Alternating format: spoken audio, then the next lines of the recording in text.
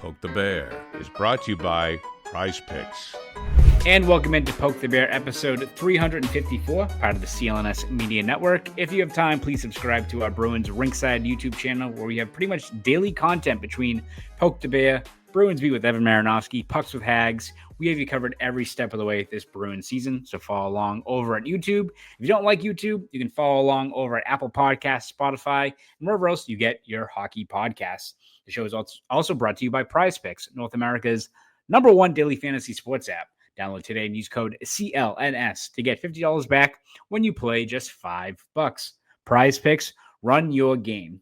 My name is Conor Ryan, and once again, we are joined by the esteemed, the ever-knowledgeable Ty Anderson of 98.5 The Sports Hub. Ty, how you doing? What is going on? How are we doing today? Nothing is really going on, Ty, but I hope this is the last week of that, because after going through the dog days of the summer, after waiting for some sort of news to drop on this team, it does feel like we're going to have some actual stuff to talk about next week. Once we get to September, we get to the fall season, got pumpkin spice back at Duncan, break out the flannels, we're ready to go. It feels like we're finally have reached the end point over a very long, very boring offseason. I can't wait. I'm officially bored. This happens every August where I go, okay, that's enough. I'm not like you. I am not exploring mythical lands. I am not in Montana. I'm not chasing. I'm in Skyrim, dude. I'm fighting You're dragons. In places I've never even heard of. The American mind cannot comprehend. It's unbelievable where you've been going, and it's actually in America, but still. I saw one of these things you posted. I went, not a real place. This is AI. This is fake. Yeah, it's Candyland, actually. I was in the Gloop swamp. With that old chocolate monster. Yeah, he's a dick too. He's not fun. I didn't care for him. Yeah, no. You bring that game out, and again, everyone loves Candyland. Doesn't matter if you're 5 or 55, but like you roll out the board and you see him just staring at you. And it's like, shoot, you don't want to get stuck there, you know. Oh, you really don't. I think Candyland I didn't play a ton of because we didn't have. So I would go to like a after school thing because my parents worked like late, and so I would go to an after school program, and they didn't have Candyland. The game that we always played that I never understood was Sorry. I never understood that game. It was kind of boring too because the pieces are just like they look like breadsticks almost, just with like little like round bottom. Like it's kind of weird. The game I loved though was that if you lost one piece, you were screwed. It was Mousetrap or Mousetrap. You lose one piece, the whole thing's over. But it looked so cool.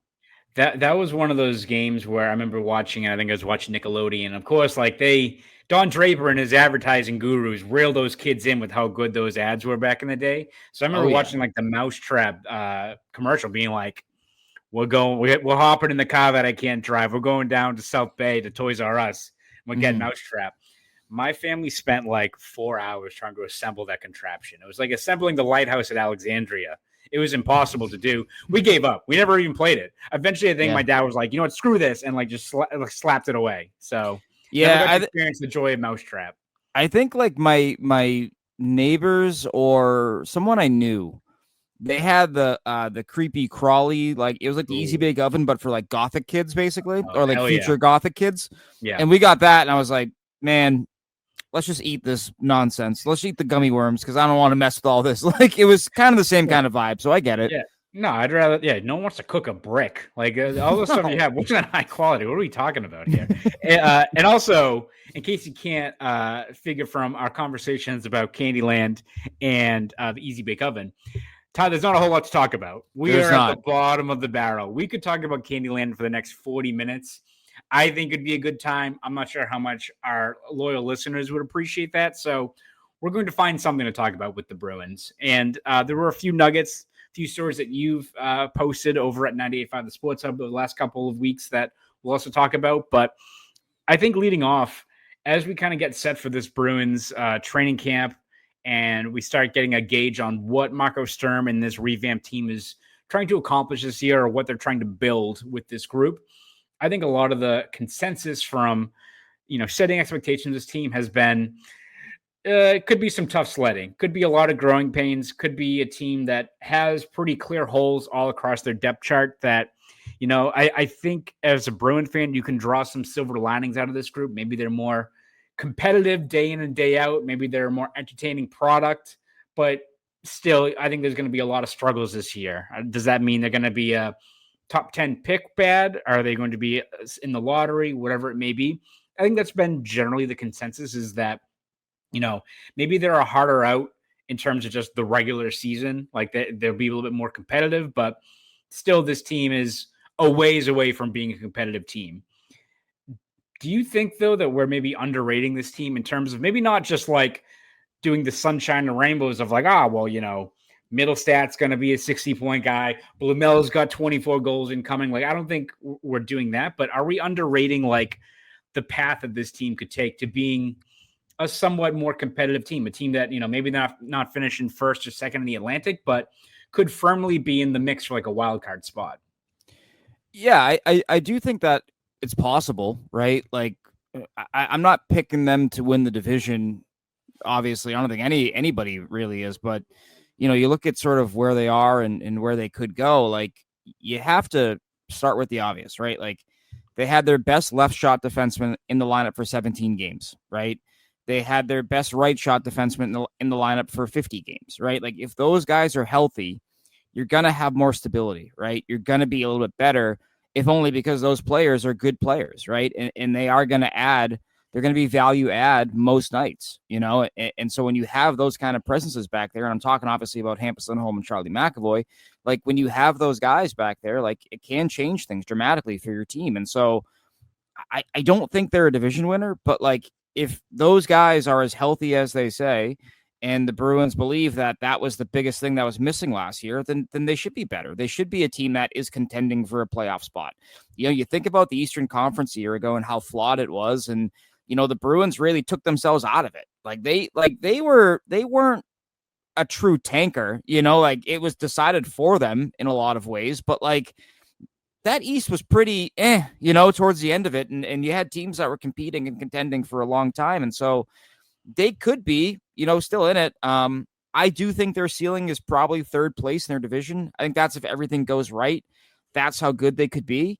But I think it does begin with those guys. And we're often victims of what we saw last, right? It's human nature.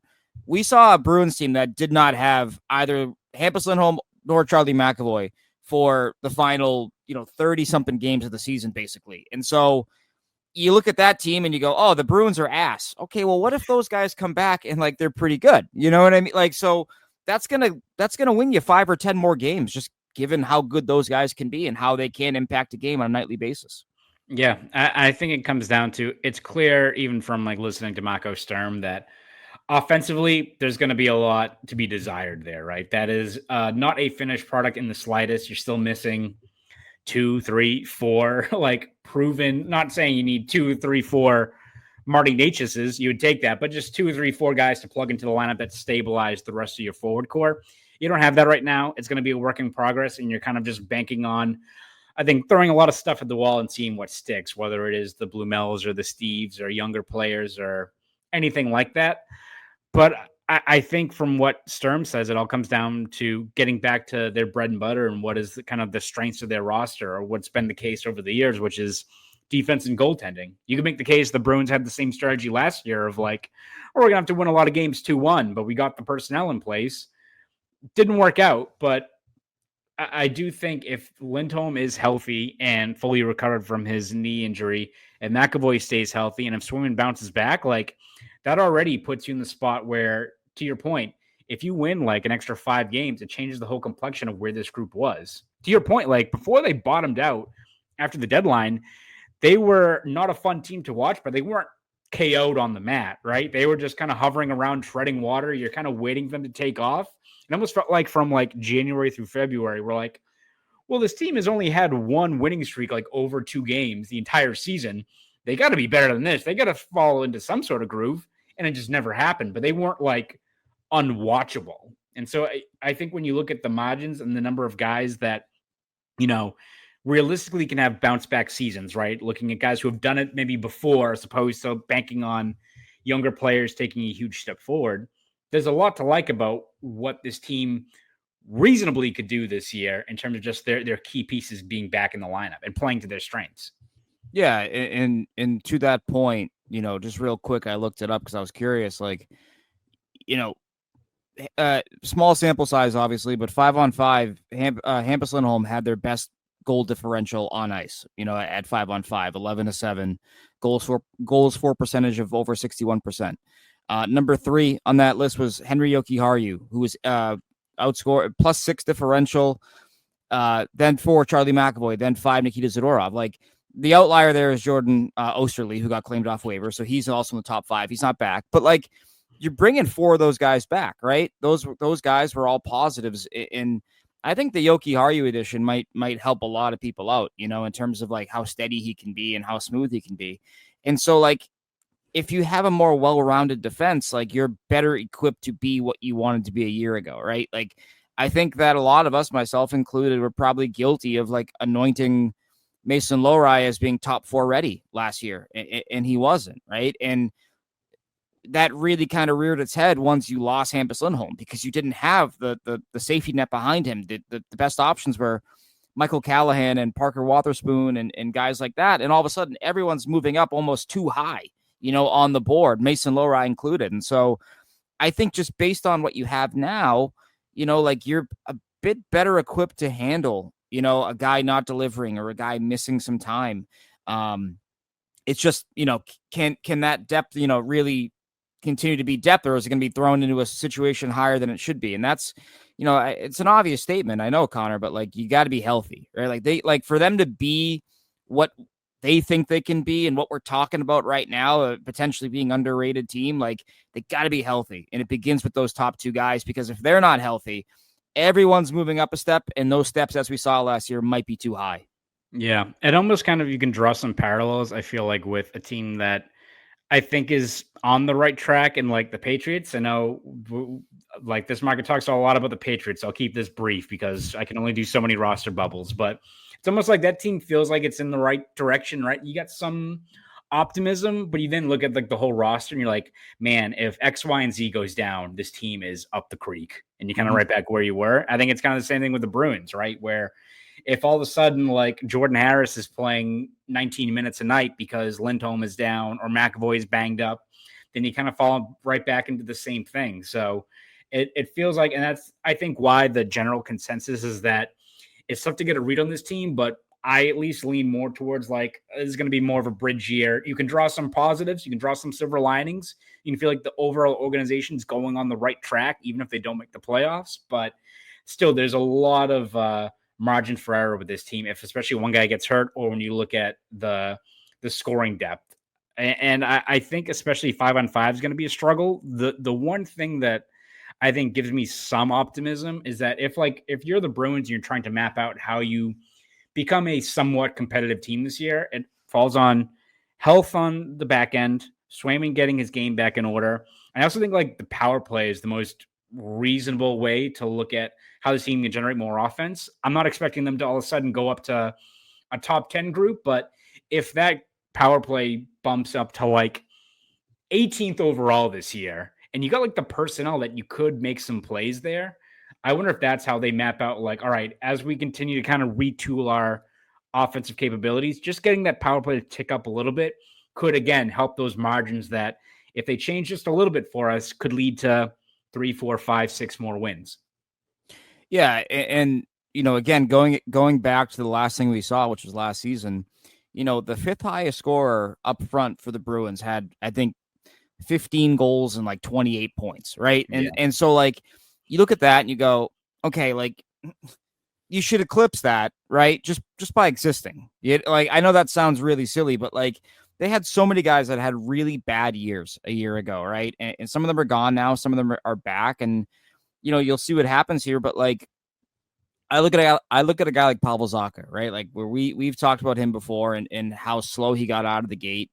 I think same thing for Elias Lindholm, right? If those guys have more consistent years, and that's been a problem for them, like, their entire NHL career, they've had a hard time being consistent. But if they can be consistent out of the gate or get off to some runs that, with Lindholm you saw in Calgary and with Zacha you saw in his first 2 years here in Boston, like if they can get off to those kind of runs, like, okay, you're going to win some more games that you might lose early in the year, 3-2. You might win it 4-3 instead, And so I think those guys like pulling on the rope and coming back in with something to prove, like that might help this team. It should help this team.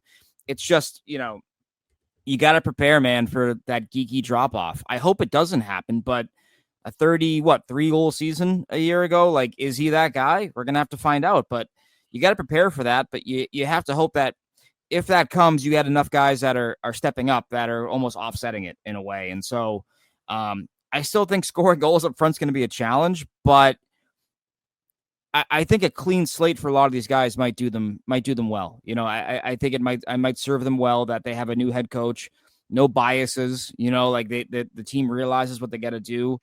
They realize that they're going to have to maybe be a little bit more, patient with guys, given the agony that scoring was for them a year ago. And your story with Marco Sturm from the summer where he kind of talked about scoring is going to be difficult. Like, does he give guys longer leashes now to break through? And do they break through, right? Because if that happens, okay, now there's weapon X, Y, and Z that you didn't previously think were going to be scoring goals for your team that are now scoring. Yeah. And it's almost like, as to your point about the clean slate, I think having a new coach in, like, and just starting from scratch, I also think maybe helps you out, because beyond like Marco Sturm mentioning like the clear flaws his team has, doesn't it benefit the Bruins of like having, if you're building this back up and Marco Sturm's looking at this team and is like, hey, we're not going to be able to score remotely as easily as some of these other teams. We're going to change our approach offensively to better bump up our odds. And I think you look at last year where like the Bruins were so ill-equipped to be the kind of team that I think Jim Montgomery wanted them to be, right? Of like puck possession, holding on to pucks, waiting for the perfect opportunity. Like, you didn't have the skill and the depth, especially, to just continue to be what you were in, let's say, 22-23. You didn't have Taylor Hall on the third line. You didn't have a team as deep as that. So if Marco Sturm comes in with a strategy where it's like, hey, when we don't have the finishing ability, so we're going to be high effort, winning pucks, flinging everything on net, and if it bumps up our odds of the tips, the rebounds, all the greasy stuff, that's kind of what we have to do. Maybe like a few years from now when we've got James Hagens and Zellas and Marty Natchez and all that stuff, we can tweak that. But I almost feel like having a new coach in who's already kind of read what the team's shortcomings is going to be, I think can help you out in terms of, all right, this is the team I have to work with. Instead of trying to build like the team into what I want them to be, here's what they are right now, and we're going to adjust as it goes forward. I think that can maybe benefit this team in terms of getting them playing to what they need to play, as opposed to what Marco Sturm maybe wants them to be in the next couple of years. Yeah, and forget Marco Sturm. That's what I want them to be. I want them to be a high offense, high octane offensive team, because I think that's where the game is going. And I think that's, you look at Florida and they can score, man. Lines 1 through 3, even include the fourth line if you want, the way they can flip a game. Like, look at Toronto, like you got to be able to score some goals, right? But in the now, you got to find out who your scorers are, right? And so that's my other hope too, is that I do hope that, I recorded with Evan earlier this week and we were talking about breakout candidates. Like, you guys were at Fenway? Yeah, we were. We were sharing a hot dog, a Lady in the Tramp style. Like I think that you need some of these guys to break through here. Like I can't go into the year. We did that episode last week talking about like the lineup projections. Like, I really can't have a safe and boring lines 3 and 4. I got to have a younger player here. I got to see if a guy projects as part of your future, because if they do, okay, now you're feeling a little bit better about your team and what you have there. And, every good team that you watch has that player that, doesn't come out of nowhere necessarily, but you're like, wow, okay, well, they got their core pieces and now they got Eetu Luostarinen scoring goals. So what the hell is going on here? You look at Pavel Dorofeyev in Vegas. Like, he's not a top dog. He wasn't, when he first came up, and now he's one of their best scoring threats. Like, I even look at Tampa, with the way that, like they've had who was it? Gage Gonzalez came up this past year. Who's the other one? Mitchell Chafee. Even like Ross Colton, right? They have all these guys that just bump up that maybe they're not the points or anything like that, but become third line guys. You're like, where the hell did they get this guy from? Right. And if Blue Mel or if Steves or if Husadinov, any of these guys, like if they can become your next Morgan Geekie, all right, now you're cooking. Now you got some depth scoring here. It's helping you out and you're off to the races. And so that is what I really hope we get out of the Sears team, out of Marco Sturm and the now, knowing that goals are going to be at a premium for your team beyond the first line. Do you take a chance on a kid that, you give him 20 games, you give him 25 games. If it's not there, you reassess. I think that's what you got to do, because they're not going to develop anybody with the current way of doing things where you get 8 games playing 11 minutes. And then if you're no good, you get sent back down to the minors forever. Like they got to break out of that cycle. And I feel like with having a rookie head coach, that's their best chance at breaking out of that cycle. Yep, absolutely. So we should hopefully get a little bit more clarity in the next couple of weeks once training camp, captain's practices, all that stuff gets underway. We're going to talk a little bit more about another key guy in Jeremy Swayman and what his odds are of bouncing back. But before we do that, take a quick break here from our friends over at PrizePicks. Preseason football has just wrapped up and college football is finally here. So don't miss out on any of the action this season on PrizePicks. The Patriots season is about to begin and hope is riding high in Foxborough. There's plenty of new faces in New England, but it looks like names like Travion Henderson, Stephon Diggs, and Milton Williams are all going to be major players this fall. If you want to make your pick on which players are about to go off on the gridiron, you have to go with PrizePicks. PrizePicks is the best place to turn your sports knowledge into cash. With millions of members, PrizePicks has made daily fantasy sports accessible to all.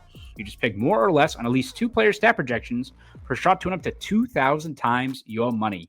Run your game all season long on PrizePicks. PrizePicks puts the members first, so all withdrawals are fast, safe, and secure. PrizePicks offers Venmo, Apple Pay, MasterCard, and more for quick and easy deposits into your account this football season. PrizePicks invented the flex play, which means you can still cash out if your lineup isn't perfect. You can double your money even if your picks doesn't hit. And it's not just football. On PrizePicks, you can mix and match player projections from different sports. Combine your favorite football players with players from baseball, basketball, hockey, esports, and much more. There's no shortage of ways to participate in PrizePicks. This week, I'm looking at the board. I'm going to cover all my bases. I've got Roman Anthony for more than 1 home run. I don't think the one he hit at Yankee Stadium has come down yet. And Garrett Crochet for more than 8 strikeouts.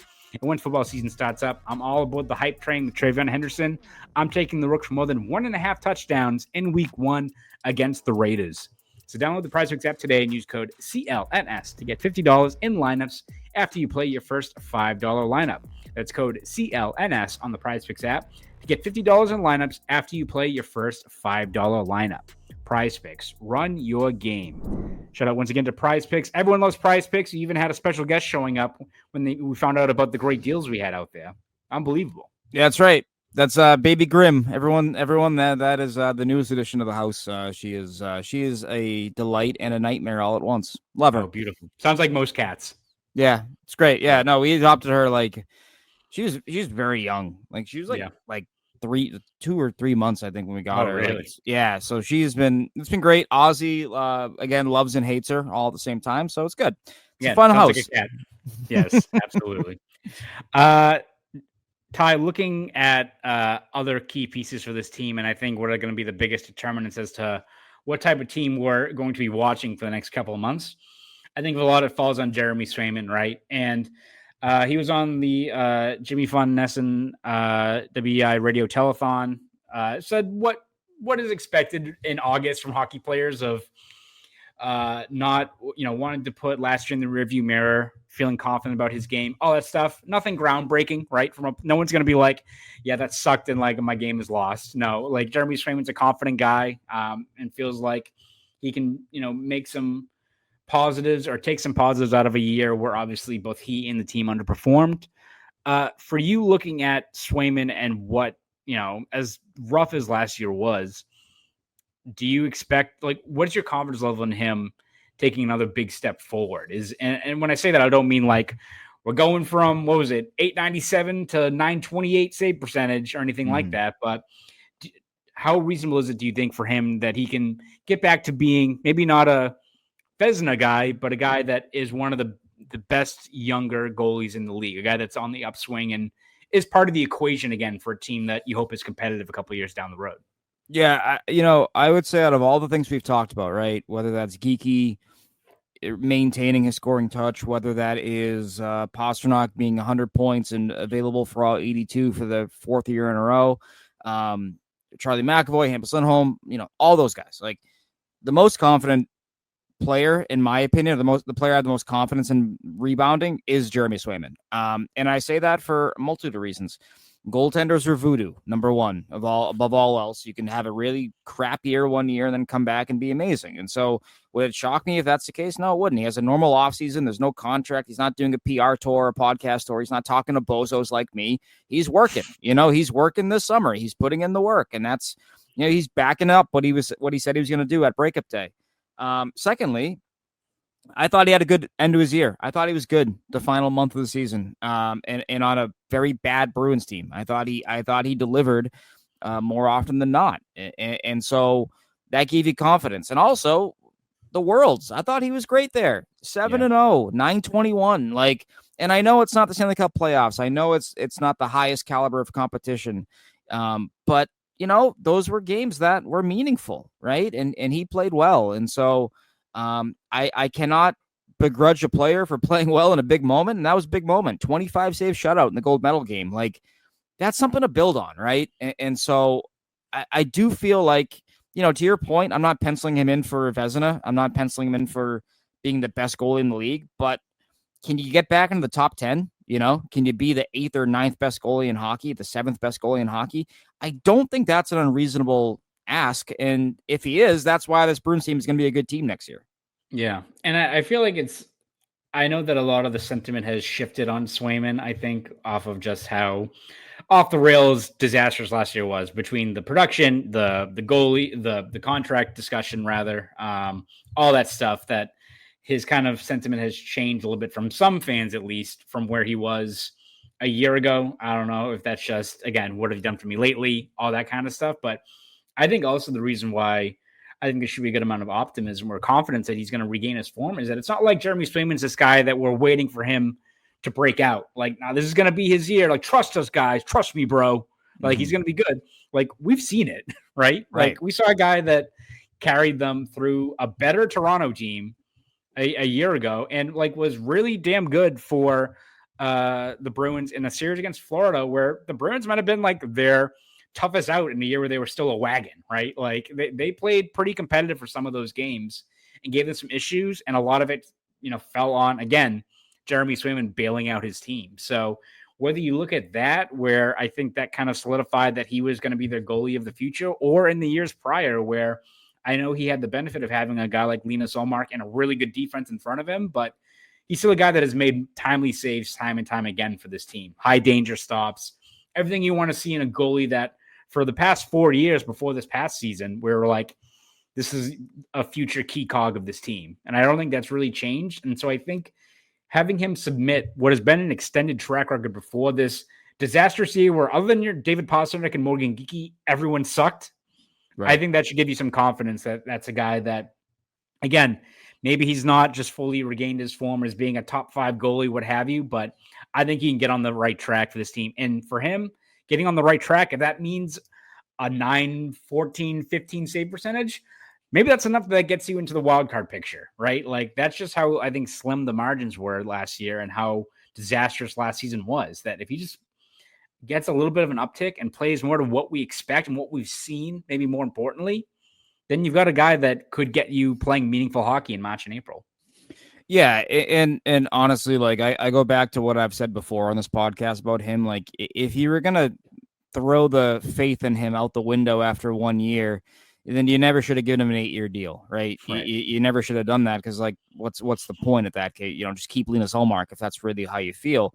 And so I do hope that, like, they're just in a better place now, right? Like, it got a little contentious there. I think we have to admit that, Cam Neely grabbing the mic, and deciding that, like, he wanted to do a rap battle basically with Jeremy Swayman and his agent, and saying, I got 60 million reasons why I'd be here. Like, you look at that and you're like, okay, well, he was looking for Rick Rubin. I was like, Rick Rubin's not here. It's just us. It's me, you, and Kevin Paul DuPont. Like, we're not Rick Rubin. You got Cam Neely, the Black Album, dropping right now. Like it's unbelievable. I thought it was Rick Rubin. It was Joe Thornton in the back. Yeah. Like, come come on, man. Like, what are we doing here? And so that's good that that is behind them. I think they're going to be in a better place there. And I do think that, again, a head coach, a new head coach, it allows for a better communication now. And I've said this, I think I said this on our podcast that we did, talking with players that have talked to Marco Sturm, they've all said the same thing so far, that he is very black and white and he is very blunt in how he delivers information and what he expects out of you. And so for a guy like Swayman, maybe that's what gets him back to being, an elite goaltender is that, hey man, you got to pick it up here, or hey, you're playing well, keep it rolling. I think that's better than, what they tried last year, which they admitted that they tried last year to kind of get him going, right? They would abandon their own ideas and their own plans to try to get him going. All right, well, don't do that. If it's a black and white coach now, he's going to be like, no, you're not playing well enough. Sorry. Tweak him that way if you have to. Or if he is, be like, hey, we're empowering you. Roll on, keep going, and I think that might be good for him as well. Yep. So we will see what happens once we get to training camp. Again, a lot of this season and the hopes of this team to maybe exceed expectations is going to fall on Jeremy Swayman. Ty, we're going to talk a little bit more about a guy you spoke to recently in James Hagens. I don't know if you heard of him. But before we do that, let's take a quick break here from our friends over at CLNS Media Network. Again, if you have time, please subscribe to our Bruins Rinkside YouTube channel. We have daily content between Poke the Bear, Bruins Beat with Evan Marinofski, Pucks with Haggs. He's already in there right now. Even though the game's not happening. Evan's looking like the freak alien from Men in Black 3 who can see the baseball games in an empty stadium. That's Evan right now. He's like, oh, down the pesky pole. No, Evan. It's he's just at a diner somewhere, just waiting. But yes, you have beyond Evan just having a permanent spot at the bleachers at Fenway. You can follow along with CLNS Media Network for all your daily Bruins content. We'll have you covered every step of the way this Bruins season. Again, follow us on YouTube. Please hit the notification button so you get all the up-to-the-minute YouTube videos, podcasts, all that good stuff online. And again, it's not just the Bruins. CLNS Media Network has a crew of great reporters, podcasters, keeping you updated every step of the way with Patriots Press Pass, Celtics All Access, pretty much daily content for all those teams. I mean, the Celtics have been in the offseason just like us, and the crew they have there between, Bobby, Noah, everyone else with that crew are just churning out an insane amount of content for a team that feels like they're looking at a bit of a tough season, but you wouldn't guess it from the work they put in. So please subscribe to all of our different channels over the CLNS Media Network, and we'll have you covered every step of the way this Boston sports season. So shout out once again to the whole crew over at the CLNS Media Network. Ty, as we wrap this one up, wanted to talk a little bit more about your story with James Hagens. I know you caught up with him over at TD Garden, pretty much confirmed that he's going back to BC. And it does feel like, even from how he mapped it out, feels like everyone agrees it's the right call for what you needed from your top prospect going into the 25-26 season. Yeah, I mean, you can't mess this one up, right? And I feel like, given where the Bruins are right now, they actually have a glut of centers. I think we'd probably agree between Lindholm, Zaka, Mittelstadt, Minton, Hustendinov can play the middle, Patra, obviously, Corrali, Kasalik, Johnny Beecher. You go on and on and on. They have so many guys that can play center right now, and you don't need to rush this kid. And I think that it's important for James, I think, to still try to accomplish what he wants to accomplish over at BC. They didn't win the Beanpot. They did not win. Yeah. We're all aware. I'm not even a BC guy, but I'm surrounded by BU freaks and mutants, and I'm so tired of you guys. Go Middlesex Community College, baby. Yep. I think that, he wants to win a Beanpot. He wants to win a national title. And if you look at BC's year last year, they didn't accomplish those things, obviously. And they really weren't all that close. You know what I mean? Like you lose the Beanpot. I know that's a 4-team tournament, but you lose that and then you're out in the regionals. You don't even get to the Frozen Four. That was a great BC team, right? And so I like Bentley. Yeah. Unbelievable. And they were, I would say, and listen, Denver is a really good program, but that third period, it felt almost non-competitive the way that they went out. They didn't go out with a bang, and so you allow him to kind of try to accomplish that, see if he can lead the team, see if he can impact the game more. it's probably closer now to his peers, his age group now as a sophomore. He was 17 when his year began last year at BC, which is crazy to me. But if he can dominate, it's like you're feeling a lot better, right? And so I just think that's a good spot for him, right? And I'm wondering too, does he play with another Bruins prospect? Do they give him Andre Gasso on a line? Do they give him Oscar Jelvik, Dean Letourneau? Like what do they do there to maybe put him with somebody that he could be playing with at the NHL level? So when I look at it from that scope as well, I'm happy he's going back to BC. Imagine if you can develop a line mate while you're in the college game. Like, that would be really awesome. Like if he's as good as you hope he is, can he elevate an Andre Gasso, who's a 7th round pick, or a Jelvik, who was what, a 4th or a 5th round pick? Like 5th, yeah. That'd be perfect. That'd be perfect if that's what can happen. And so I like it for that reason as well. Speaking selfishly as a Bruins observer, someone who follows his team, like if you can start building that chemistry in college, I love that idea. It's almost like if, again, this is the extreme optimist, but again, if you find a guy that just strikes gold with them and it becomes to what Geeky and Pasternak are, and it's your second line, you'll take it, right? And it, I think, shows like obviously not every prospect's going to pan out, but how much it changes the complexion of your, like, I think, overview of your prospect pipeline when you have a blue chip talent like Hagens, right? Which I think the optimism is there, but even like a guy like Wash Mellis, right? Of like, all of a sudden this guy kind of comes out of nowhere and all of a sudden looks like a guy that he could be playing the NHL this season, right? And so if all of a sudden you look at Hagens and what he can do, but the amount of guys at BC, and all of a sudden a guy like Gasso looks like he could be like a contributor to the NHL level, or Jelvik got hurt. I think it was right before the Beanpot, or maybe it was the first game of the Beanpot, and didn't play the rest of the year. And that's kind of when their like slides like started, because BC was great the whole first half of the year, and then like kind of miss one key piece who's been in like the top 6 for BC for a couple of years now, and it all kind of falls apart when you don't have just that extra player in place. So, it's the same with like, it's funny, like Greg Brown has multiple options he can work with in terms of finding guys that Bruins prospects who can slot in next to James Hagens, but that would be huge for this team. And it's, even like, I know Letourneau is a center, but if all of a sudden he fits more into like a power forward role, or he does something like that, like you'll take anything, right? If it means you have another player beyond Hagens. I know obviously Will Moore is going to be a center, so I think you leave him alone and see what he can do as well. But if you're able to get another player that, I'm not saying he's going to be a top 6 stalwart or anything, but he looks like someone who could be contributing in the near future for the team, you'll take that as well.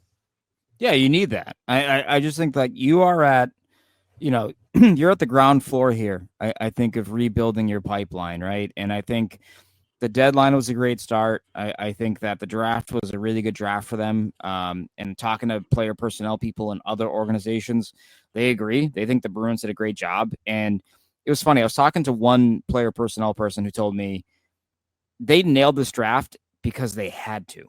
And he's like, they had to take chances. They had to go for the talent over the safer floor because they just have no one in their pipeline that projects as somebody that is like, oh, cool, you can put them in your top 6, And so now that they have those guys and they're getting those guys, like, this is the ground floor, right? And so you just you have to watch how you're developing players now at the college level. And, if Hagens can be a guy who makes his line mates better, that is perfect, because that is what is the calling card of every top line center, every top 6 center in the NHL, is that they make their wingers better. They elevate the guys around them, right? And so I do want to see that. I do want to see that happen for Hagens.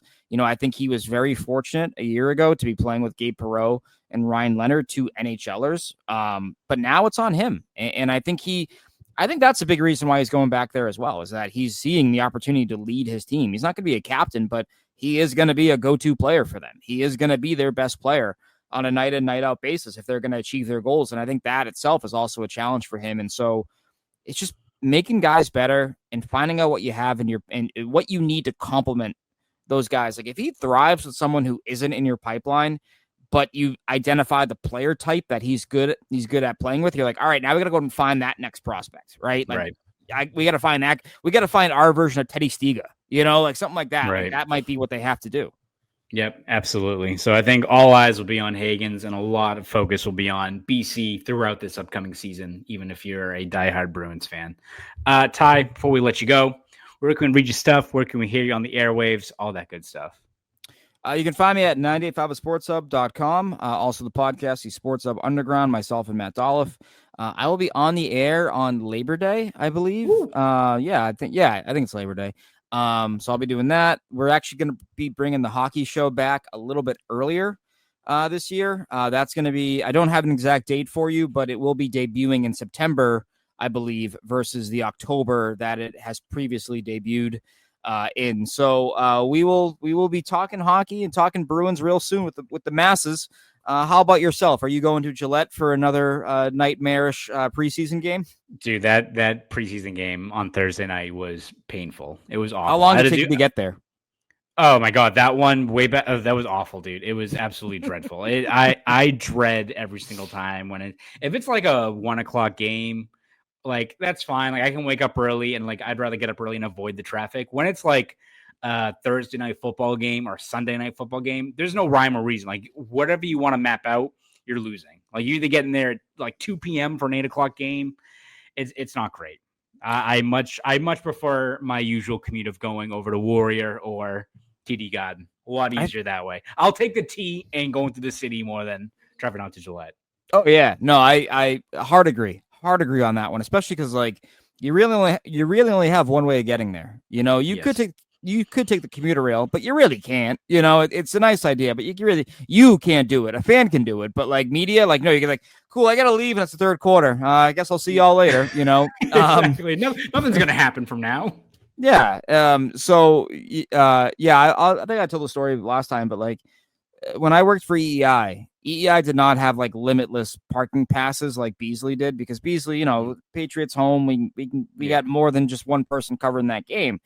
And so at the time, he ended up becoming a producer, and now he works in education. Kyle Deluz or Deluz, I was never certain how to say it. Regardless, we had a meet at the Big Y, like 2 towns over, and we had a park there, and then we had a like carpool over because we didn't have a parking pass. Yes. And we were like so late to a game, and it was like a Thursday night game because like it just wasn't moving. Didn't matter the angle you approached it. It wasn't moving. It was crazy. And so that's I think that was one of many games I covered, but I think that was like my intro to it. I was like, this sucks. This is not, I don't like this. I don't like this at all.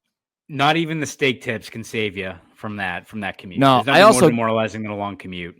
I also gained like 35 pounds by covering the Patriots, it's dangerous. So I'm kind of happy I don't anymore. The little victory I had last time I was there, I didn't have the apple crisp. Because every time I see it, I get a little whiff of that cinnamon air, and I'm like, can't do it. Can't do it.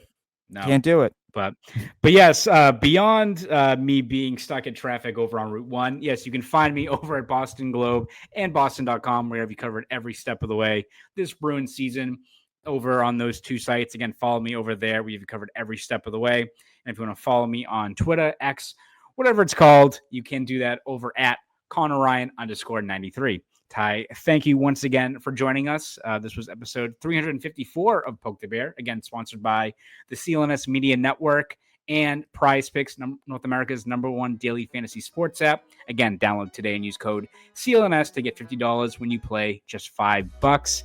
Again, this was episode 354 of Poke the Bear. You fans have a great rest of your week.